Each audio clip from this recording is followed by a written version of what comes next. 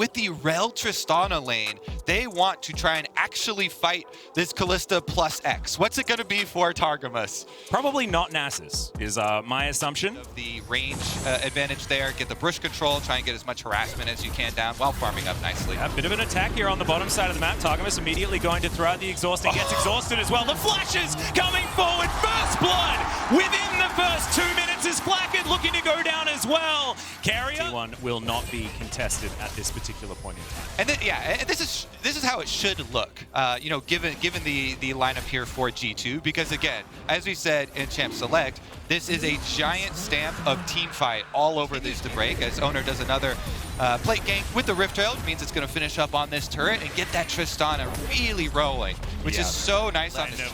Like, that is insane. I got the chills. I definitely got the nerd chills when that one came through. Because it's true, he's been there for an extraordinarily long time. On screen, but we should mention too, Dragon stacking stops by G2. That was their payment. There's the Magnet Storm, as we are just going to pull back in Targamas. He's going to go forward though, as Faker with the gold card looking to lock down Flackett once again, and the Kalista will go down. That's probably the bigger problem. I think it was just the correct call to be like, yes, I cannot overstay and greed for this. There's a lot with objective gold, you know, and the standing gold in these towers should go a decent amount of the way for G to try and get back into it. T1 will pick up the Dragon in exchange for that objective there, and of course Faker has been rotated over with the Twisted Fate, who can cover even if they try and make a counter play towards mid. So T1 continue on, 2 objectives picked up for them, and Caps about to get 2 turrets for himself. So the Yasuo does get a lot of money here. If he can you know, get to Infinity Edge real quickly and then try and pull off a crazy Yasuo Caps play, then maybe they can have their explosive fight they want. Well, Destiny is going to come through here, of course, by just a little bit against Faker, but trying to keep him down is important. Faker now possibly in trouble here, as it's a decent little catch there onto Jankos, who's just trying to get forward, and Faker is going to break his stopwatch. The teleport's coming through from Zeus, and now he's trying to protect his mid laner, but the last breath comes in. The ultimate's there from Zeus as well. No one's died just yet. Faker is going to be able to take down Targamas, but then immediately 3 kills, and now Owner is trying to chase this one out. Caps is in trouble. The heartbreak comes on through, and the resets are coming in. Can he find the next one? Yes, he can. It's now Kalista, and Broken Blade's in trouble. It's a triple kill for the LCK Spring MVP for the finals, and Owner will playoff that started out with Faker making the call early on. You can see from his movement, very early on, the comms from T1 were, hey, come to me, we're going to outplay this. Then the re-engage from G2 actually looked good. They got a big wombo set up. It barely couldn't finish the other 2 solo lanes there, as it took them a little bit of extra time to finish them off, and that allowed Owner the last second. And look at these pickups, so close to dying, but then Shield Bow procs, gets to use the wind wall, ults back over, Flash used exceptionally well as well, and forces the flash out of Broken Blade there with the full chase. But really, really nicely done from him to save basically the play for T1 there. Then Carrier going through with his Wombo, and Gumayusi, no hesitation on the rocket jump forward. Does result in Flackett getting the kill, and the ultimate... Baron!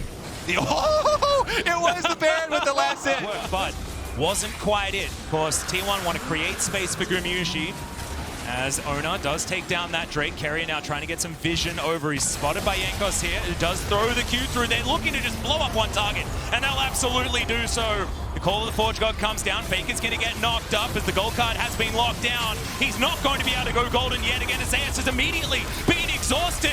Throws down the ultimate after it wears off, though. Does he have enough damage is the question, as Gumayusi relatively untouched, but so are G2. It's so much damage from the lightning, but it's not enough. Gumayusi going in, looks for the resets, but the knockups are there, and it was a bit too far for the young AD carry. Yeah, there's 1 member left alive for T1. Zeus is on the run now. Jankos wants it though. That is a fantastic lightning rush, but it's not going to be enough to keep him alive. Has been acquired for them as they start up this Baron. Yep, Destiny's going to come through, used defensively here as Faker makes his way back to the rest of his team. Zeus on the flank right now, does have Flash back available, crucially.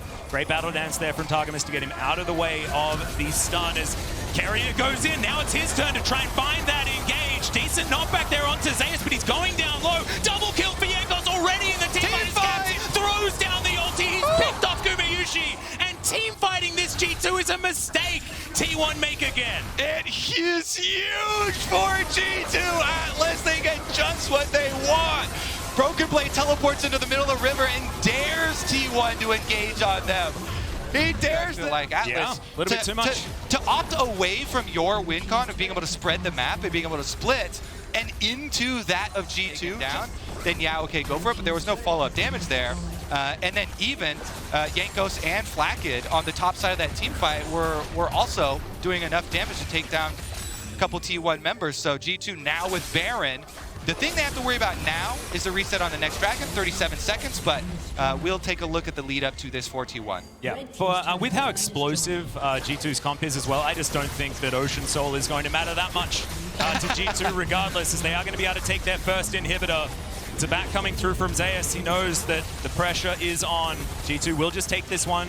They can rotate back and grab this Drake if they'd like to, or just look for a little bit of a reset, but the Destiny is going to come down. Zeus canceled the back, so they will be able to try and answer as far as these inhibitors are concerned, but it's just an inhibitor turret.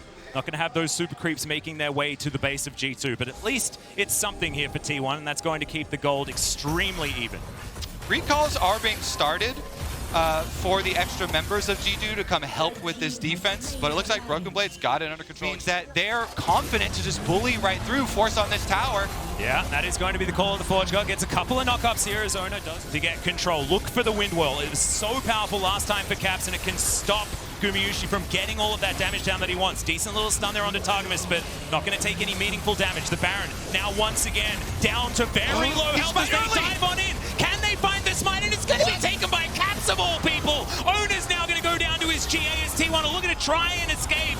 Carrier breaks his stopwatch, but he will go down as well. Followed by Owner at the same time as Faker's flashing out. In goes Zeus, finds a huge ulti, but it's not going to be enough. And G2 once again wipe the floor with T1 in the 5v5. Yeah, they wiped the floor all right. They're going to chase down every last speck of T1 here. Faker running for his life through the jungle. Targamas should be able to get him there with the blast cone. Yeah, this is not looking good for Faker here, as he does lock the gold card, but it will wear off, and G2 are just hurting him. Oh my.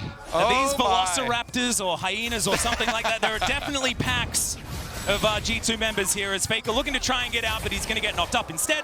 And Jankos is going to be gifted the kill there with the...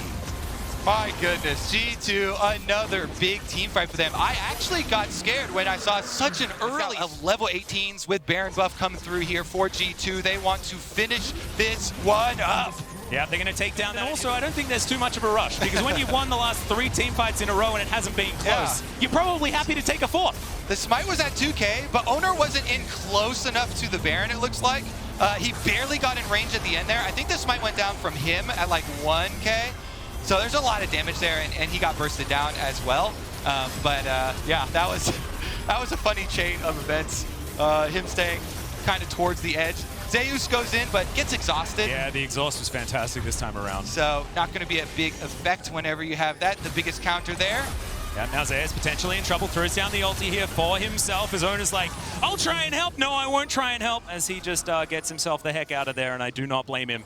There is a very dead Lightning Mouse on the top side of the map, as G2 now bear on down on this inhibitor turret on the top lane. The only Broken Blade can tank it forever. The only hope for a T1 is some crazy race stuff to go on. So they're actually just sending Guma to just rush here. How hard can you actually push this Tristana demolition aspect? G2 coming for the base, and they want to finish up this pressure. With 5 people, they can threaten the dive. Yep, they certainly can, especially with Gumayusi still a little ways away. He's actually going to, yes, he does manage to complete the back, as the first Nexus turret is going to go down. Into the backline goes Carrier, but immediately he just pops like a balloon. And Broken Blade seems completely unafraid of absolutely anything. Eventually he will back away, but happy to tank for as many days as you'd like him to. T1 do deal with the minions, but G2 cannot afford to flop, you know, as Soul AP. And you can see it when he does well like this, like massive damage being dealt by him every single time.